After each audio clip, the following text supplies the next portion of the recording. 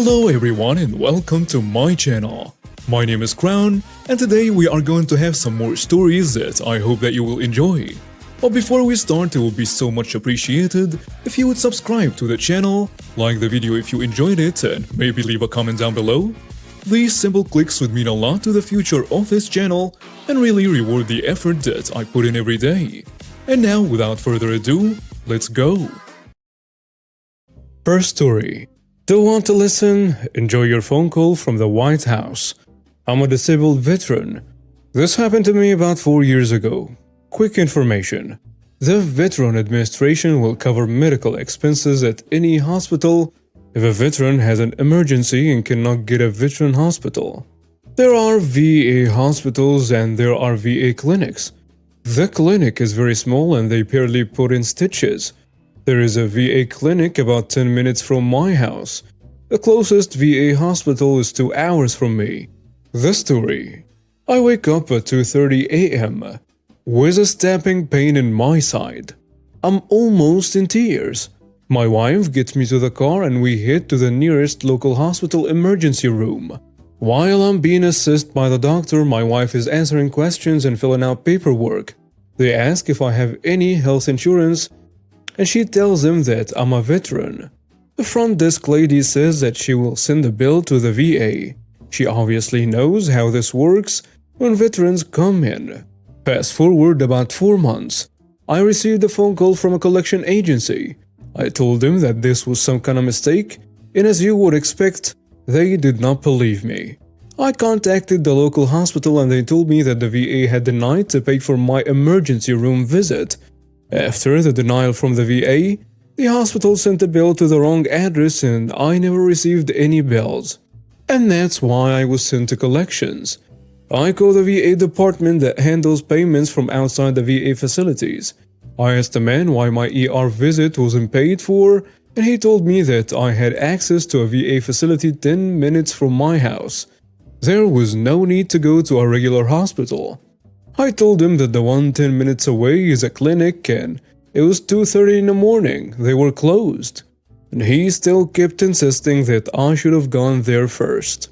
Nothing I could say could make this guy understand that they were closed. And if they were open, they weren't equipped to handle emergencies. Finally, he told me that I had to pay for my visit. Revenge is mine. I sat around trying to figure out what to do. Then it hit me. I actually googled how to contact the White House. There are 3 ways. 1. You can send an email. 2. You can write a letter. 3. You can just pick up the phone and, well, call. I chose option 3. I called and someone picked up on the first ring. I explained everything to her and she said, "Would you like for me to connect you to the White House Veterans Complaint Department?" Yes, I would. After explaining everything to the nice lady at the complaint department, she said that her director would want to hear this. After explaining everything again, she was quite upset with this billing department guy who refused my claim. She gave me her direct extension and said that she would take care of it. The next morning, I received a call from the billing idiot with no common sense. He immediately apologized to me and told me not to worry about my bill. Everything will be taken care of. He gave me his direct extension and said for me to call him if I get any bills or calls from the collection agency. I guess sometimes you have to skip the middleman and go straight to the top. I would have given anything to be in his office when he received that phone call. This is a 100% true story. And in case anyone was wondering, it was kidney stones. Next story. Don't want to pay me what you agreed to? Well, pay much more. This happened many years ago, 1994, 1995 or so. My adopted family owns a locksmith company and of course trained me into the family business. It was an old school family business and my old man was a gruff but honest type and really cared about the work we did. After school and weekend work meant a decent paycheck for me as a teenager. We were paid by commission, so it was absolutely worth it to me to work hard and take all the calls I could. We also had an emergency line at home that we answered 24/7. That was part of our thing. You never got an answering service. It was always one of the family. That meant that pretty often I was the one running emergency calls late at night. So for context, locksmithing is one of those skills that if you're good at, it makes some things look really easy. There are also a lot of things that are fast as long as you know exactly how to do them. When you pay a locksmith, you're not just paying for the time they are working, you're paying for them knowing what to do. Like the old joke, fixing the machine by whacking it once with a wrench doesn't cost $10,000. Knowing where to hit it does. It was around 1 a.m. on a Saturday night. I got a call from a guy that's locked out of an early 90s Cadillac near the middle of the city. I quoted him $125 to unlock the car, and I could be there in less than an hour. He agrees and tells me to calm down. I managed to be on site in a little more than 30 minutes, despite a decent storm going on. Normally, people are happy that it's quick, or make some lame duck joke about how they should learn to do that. But the price was very reasonable for the service, especially at 1 a.m. in a rainstorm. This guy looks at me and tells me he'll pay me $50 because that was too easy. All smug and condescending. Well, teenage me wasn't having any of it. I shrugged, tossed the keys on the seat, and locked the doors. Well, if it's that easy, he can get them. As you can imagine, the jerk was not so happy with that. He sputtered a bit and said fine, he'd pay me, just open the car. So I unlocked the car for the second time and said, "That'll be $250. I've unlocked it twice. Instead of boring you with his 4-letter vocabulary, let's just say that those keys ended up back on the seat with the doors locked again. At this point, the gentleman really got to yelling and threatened to call another locksmith. I politely explained that my dad is the president of the local locksmith association and I would know any locksmiths that would show up this late. They wouldn't be any more inclined to work a middle of the night call for $50 than I was, and wouldn't take kindly to his trying to cheat me out of my reasonable service charge twice. So he called the cops on me. Well, the cops showed up, asked me what was going on. I explained that I'd coded the price over the phone, that there was a verbal agreement to the cost for me to come out and unlock the vehicle for $125. And at this point, I'd unlocked it twice. The cops told me he could pay me to open the car or he could break a window. He said something along the lines of, "I'm not breaking a window, it's raining." And cops told him straight, "Then I guess you're paying the locksmith." So he asked me to unlock his car, and I obliged. For the third time. And with his keys in my hand, I looked him in the face and said, "That'll be $375. He got pretty angry and asked if I would take a check. I kindly pointed out the ATM at the end of the block and told him that, unfortunately for him, I required cash. Bonus, that particular ATM only dispensed $20 bills. So I got a $5 tip because, of course, I don't carry change at that time of the night. Next story.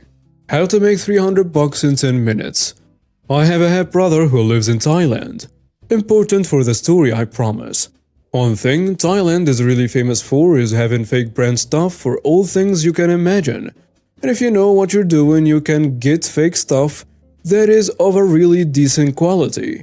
Some can even be better than the original, like the fake Rolex that often have a better clockwork than a real Rolex. Since Rolex is a ripoff that sells cheap as hell clockworks and they're over-expensive watches.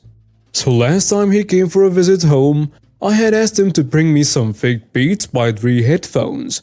Over there they only cost like $15 and are really decent headphones. Of course nowhere near as good as Beats, but they can easily rival headphones you pay 50 to 60 euros here, which is the main reason I wanted them, not because of the brand name. Though he got them for me as a birthday gift, he simply wore them as his own headphones to get them here.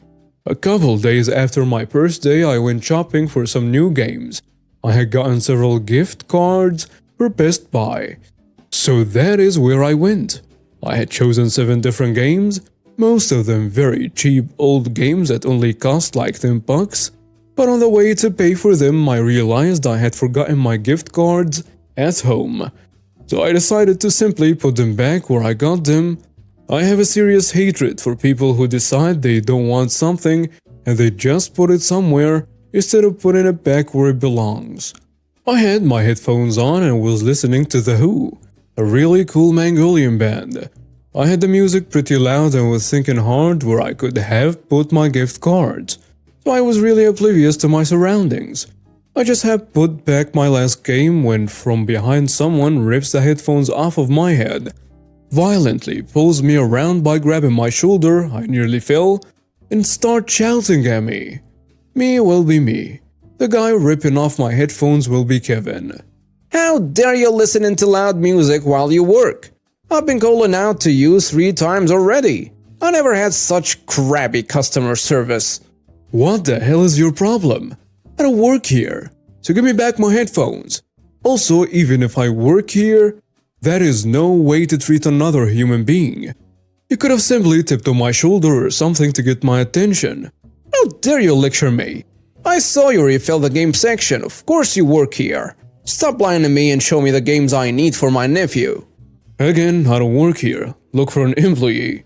Stop shouting at me. I am not deaf. I can shout at you all I want if this is how you treat customers. I want to speak to your manager now. I will have your job for this. All the shouting had created a small crowd observing us, but nobody did or said anything. Me finally having enough and shouting back, "You must be a special kind of stupid. I told you 2 times already. I do not work here. I simply returned some games I wanted to buy. Because I realized I forgot my gift cards at home, so that's why I put them back." The commotion had finally attracted an actual employee, who turned out to be the manager.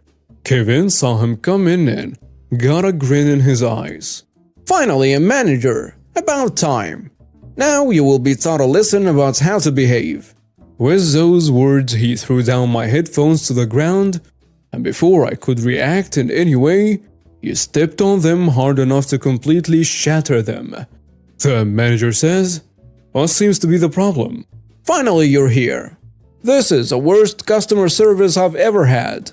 This little jerk was listening to loud music and ignoring me. I then tried to get his attention by tipping on his shoulder. He turned around and told me to piss off. I then asked him where to find a game for my nephew, so he turned around and threw his headphones at me. They fell to the ground and broke. Oh, he's lying. I was shopping in peace when this psycho ripped off my headphones and assaulted me because he thought I was an employee ignoring him. When I tried to explain to him that I am not an employee, he got really rude and finally threw my headphones to the ground and stepped on them, shattering them in the process. Do not listen to this little prick, he's lying. I want you to fire him and call the police for throwing his headphones at me. I'm lucky he did not injure me. Sir, first of all, this is not an employee. And second of all, I saw you throw the headphones to the ground and step on them. As for the rest, there are cameras everywhere, so I'm sure we can clear up exactly who did what. And Kevin suddenly realized he was in big trouble. His face got really white and his voice got a bit shaky. The manager tells me, "I'm very sorry. Do you want me to call the police?" "Yes, please." He wanted me to get in trouble with the cops, so it's only fair I return the favor. Then Kevin says, If I apologize to you and pay for the headphones, could we do this without the police? "Do you have $3 on you?"